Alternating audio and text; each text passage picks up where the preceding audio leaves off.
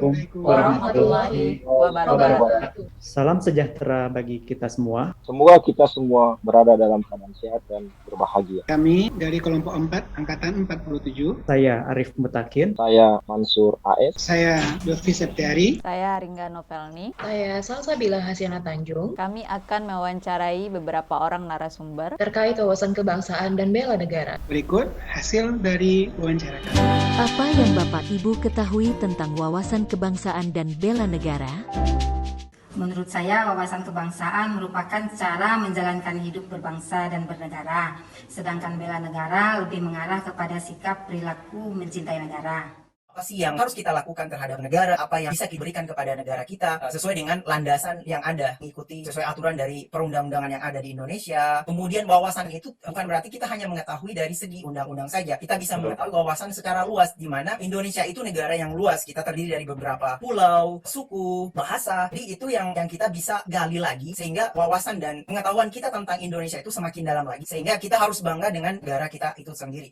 Bagaimana seseorang menyadari perannya menjadi salah satu bagian dari masyarakat yang akhirnya dia akan ikut mensukseskan atau mencapai tujuan negara, sehingga dalam kehidupan sehari-hari kehidupannya itu berlandaskan pada Pancasila dan Undang-Undang Negara Republik Indonesia. Bagaimana seseorang itu dia bertindak mencintai negaranya sebagai salah satu dari bela negara tersebut. Bangga dengan bangsa Indonesia yang mana telah banyak menyimpan kekayaan Indonesia yang melimpah ruah. Terus pembelaan negara, kita harus patuhi negara, kita bangga dengan negara kita yang sudah merdeka, Bhinneka Tunggal Ika, yang berbeda-beda dengan negara satu juga.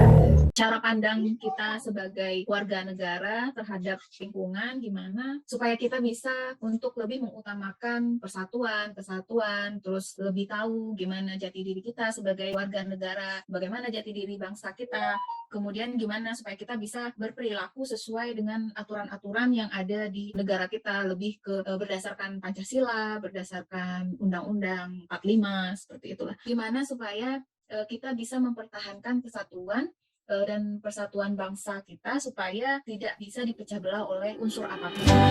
Apa tindakan bela negara yang sudah Bapak Ibu lakukan selama menjalani profesi Bapak Ibu?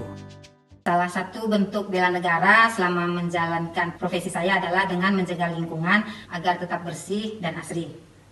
Kalau kita cinta terhadap negara kita, otomatis kita akan rela untuk mengabdikan diri kita karena kita cinta akan sesuatu itu. Kita bukan berarti harus menjadi tentara untuk membela negara kita, tapi kita harus menjadi sesuatu sesuai dengan profesi kita, sesuai dengan kemampuan kita dari segi profesi kita. Di masa pandemi ini terutama ketika orang-orang sedang WFH, kami para apoteker harus kerja full, bahkan lebih bertambah pekerjaannya dalam melengkapi obat-obatan dan bahan medis yang dipakai untuk pasien COVID. Kemudian pada saat dilakukan vaksinasi, kami apoteker juga sebagai pelaksana yang menjamin bahwa vaksin tersebut aman dan stabil. Kemudian kami juga sebagai peserta pertama tenaga kesehatan yang disuntik vaksin. Terus yang lainnya kita juga dalam pengadaan obat dan bahan medis yang dipakai, kita mengutamakan produksi dalam negeri dan melalui pedagang farmasi dalam negeri pula. Itu sebagai contoh kalau kita melakukan bela negara, mencintai negara ini.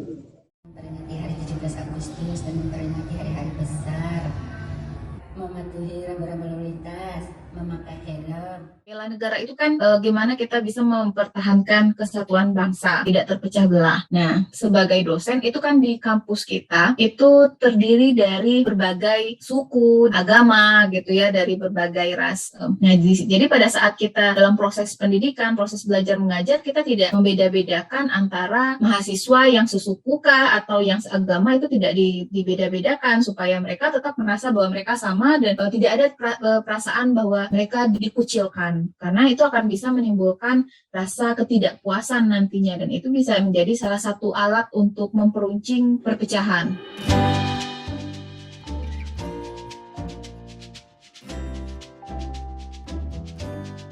Upaya yang telah saya lakukan untuk mematuhi protokol kesehatan adalah dengan menerapkan 5M, mencuci tangan, memakai masker, menjaga jarak, menjauhi kerumunan, dan mengurangi bepergian. Salah satu cara yang bisa kita berikan yaitu memberikan pemahaman kepada anak kita tentang negara kita, Indonesia. Walaupun misalnya di Indonesia biasa melaksanakan lomba untuk anak-anak, jadi di sini kita juga inisiatif untuk melaksanakan, misalnya memberikan pengetahuan kepada anak-anak kita, Indonesia seperti ini. Ini bendera negara kita, misalnya terdiri dari merah dan putih, dan kita harus menggunakan bahasa Indonesia walaupun kalian di Jepang, tapi kalian harus tetap tahu bahasa kita sendiri. Kita menjalankan protokol kesehatan, terutama karena bekerja di rumah sakit. Jadi untuk pakaian masker kita lalu pakai dalam sepanjang hari. Kemudian kita juga dalam menjaga jarak sudah dijalankan bahwa di lingkungan pekerjaan kita tidak ada lagi yang namanya makan bersama di siang hari. Jadi kemudian dalam mencuci tangan, tentunya karena memang sudah kewajiban sehari-hari juga, untuk sekarang juga ditambah dengan pemakaian hand sanitizer. Dengan menjaga jarak, mencuci tangan, memakai masker, dan tidak boleh berkumpul-kumpul banyak-banyak orang. Selalu menggunakan masker pada saat keluar rumah. Mau kemanapun, itu selalu menggunakan masker. Yang kedua, selalu menghindari kerumunan. Jadi, bahkan pada saat kegiatan yang bisa dilakukan tidak tatap muka, maka akan dilakukan secara tidak tatap muka atau secara online, supaya menghindari terjadinya perkumpulan. Terus kemudian selalu menjaga jarak dan selalu menggunakan hand sanitizer dan mencuci tangan.